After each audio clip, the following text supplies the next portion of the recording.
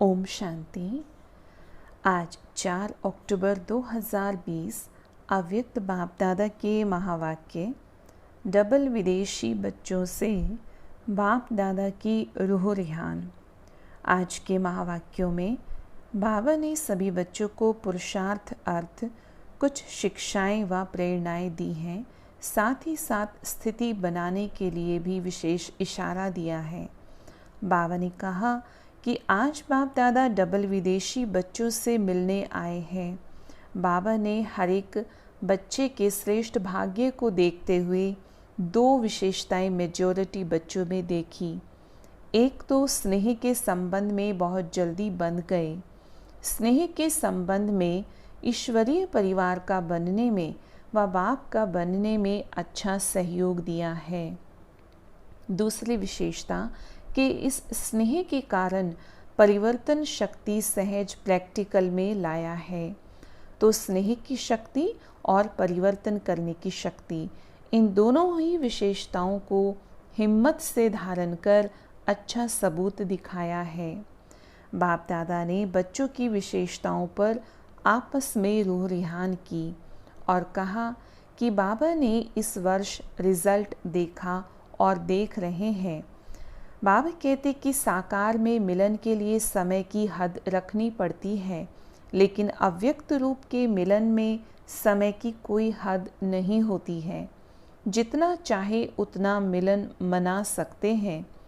अव्यक्त शक्ति की अनुभूति कर स्वयं को व सेवा को सदा आगे बढ़ा सकते हैं। बाबा ने ये भी देखा कि जो बच्चे साकार में मिलन के लिए नहीं पहुंच पाते हैं तो कोई अपना चित्र अथवा पत्र बाबा के लिए भेजते हैं। तो बाबा ने कहा कि भले साकार में नहीं मिलते, लेकिन अव्यक्त रूप से बाप दादा चारों ओर के संगठन को सहज इमर्ज कर सकता है। अगर सभी को साकार में यहाँ बुलाएं तो साधन का इस्तेमाल करना पड़ता है। अव्यक्त वतन में इन स्थूल साधनों की कोई आवश्यकता नहीं होती है। वहाँ सभी इकट्ठे हो जाएं तो ऐसे लगता है कि जैसे बेहद का अव्यक्त वतन है। बाबा ने बच्चों के भिन्न भिन्न खेल को देखा, कंफ्यूज होने के खेल को देखा। साथ ही साथ बाबा कहते अभी तो अनुभवी बने हुए गंभीर भी बन रहे हैं। बाबा ने रिजल्ट देखी कि पढ़ाई से बच्चों का प्यार है और याद में रहने का उमंग भिन्न रीति रस्म मान्यता को सहज बदल देता है। भारतवासियों को तो परिवर्तन होने में सहज है। देवताओं को जानते हैं, शास्त्रों के मिक्स नॉलेज को जानते हैं। तो मान्यताएं भारतवासियों के लिए इतनी नवीन नहीं है। फिर भी टोटल चारों ओर के बच्चों में ऐसे निश्चय बुद्धि, अटल और अचल आत्माएं देखी। ऐसे निश्चय बुद्धि औरों को भी निश्चय बुद्धि बनाने के एग्जाम्पल बने हैं। प्रवृत्ति में रहते भी पावरफुल संकल्प से दृष्टि वृत्ति परिवर्तन कर लेते हैं, तो वह भी विशेष रत्न है। बाबा ने कहा कि बाप दादा झाटकू का दृष्टांत देते हैं। ये वो बच्चे हैं जो मन से त्याग का संकल्प करने के बाद फिर आँख भी ना डूबे, ऐसे बच्चे भी हैं। बाबा ने आगे बताया कि ब्रह्मा की रचना दो प्रकार की गाई हुई है।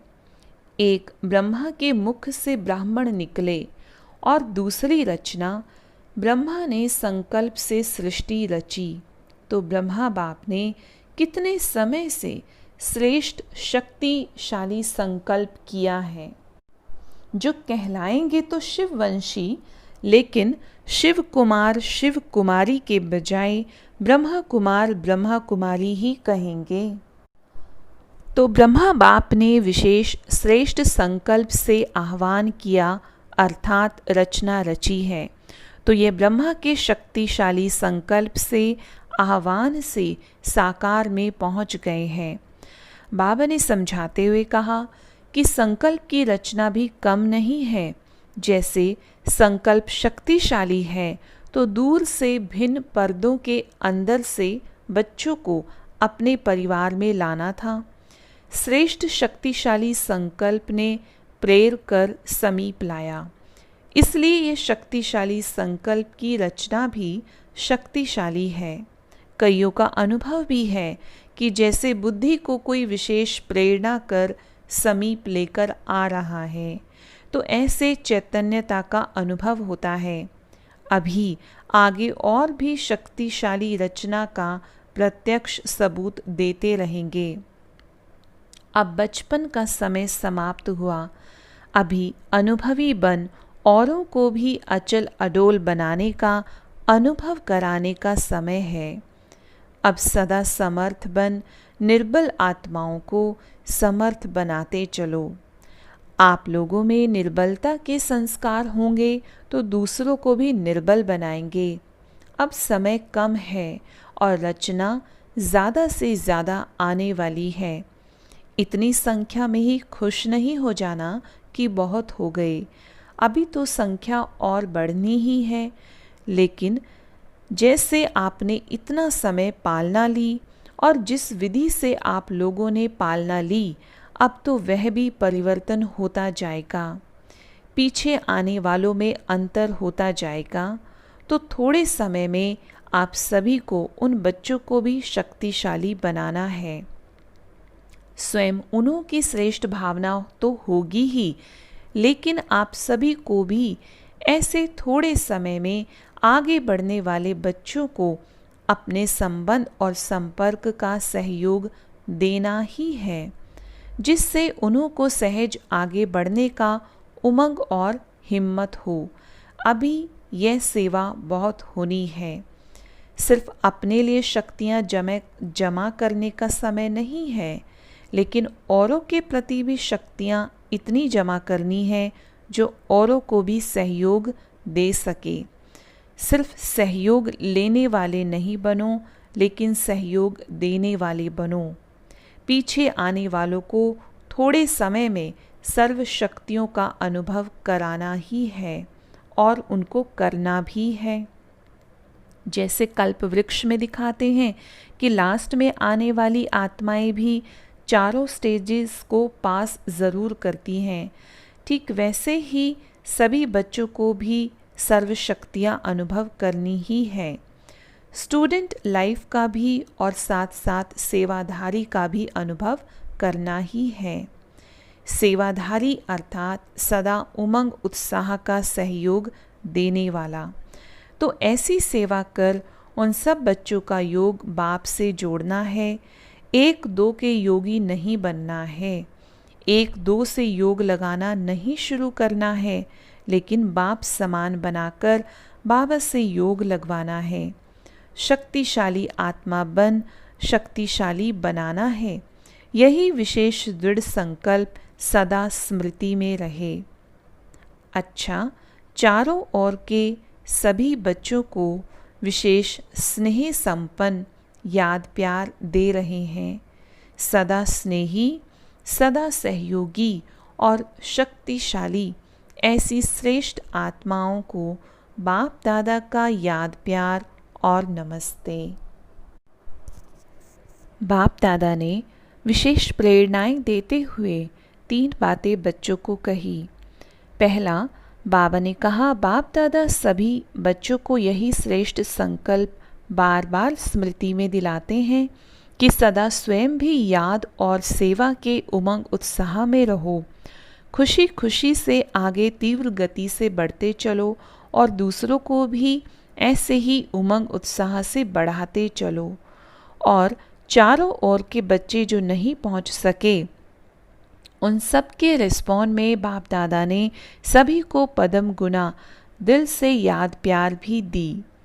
दूसरी बात बाबा ने कही, कोई कोई बच्चे अपनी कमज़ोरियों का समाचार बाबा को लिख कर देते हैं।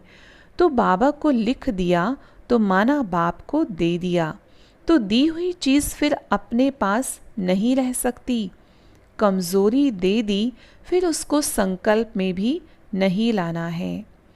तीसरी बात बाबा ने कहा कभी भी किसी भी स्वयं के व संस्कार के संगठन के संस्कारों व वायुमंडल की हलचल से दिल शिकस्त नहीं होना। सबके हिसाब किताब अब चुकतू हो रहे हैं, सबका बोझ उतर रहा है। यह अनुभव करो, कंबाइंड रूप से बाबा के साथ रहो, खुशी खुशी से पिछले बोझ को भस्म करते जाओ। बाप दादा सदा बच्चों के सहयोगी है। ज़्यादा सोचो भी नहीं, व्यर्थ सोच भी कमज़ोर कर देती है। जिसके व्यर्थ संकल्प ज़्यादा चलते हैं तो उसके लिए बाबा ने कहा 2-4 बार मुरली पढ़ो, मनन करो, पढ़ते जाओ, कोई ना कोई पॉइंट बुद्धि में बैठ जाएगी। शुद्ध संकल्पों की शक्ति जमा करते जाओ तो व्यर्थ खत्म हो जाएगा। अच्छा, बाप दादा ने आज वरदान दिया, रूहानियत की श्रेष्ठ स्थिति द्वारा वातावरण को रूहानी बनाने वाले सहज पुरुषार्थी भव। बाबा ने इसका अर्थ बताया कि रूहानियत की अपनी स्थिति द्वारा अपने सेवा केंद्र का ऐसा रूहानी वातावरण बनाओ जो स्वयं व अन्य आने वाली आत्माएं उसमें सहज उन्नति कर सके। उन्हें एक्स्ट्रा सहयोग की आवश्यकता होती है। उन्हें रूहानी वायुमंडल का सहयोग दो। सहज पुरुषार्थी बनो और बनाओ ताकि हर एक जो आत्मा थक चुकी हैं वो ऐसा अनुभव करे कि यह स्थान सहज ही उन्नति प्राप्त करने का स्थान है।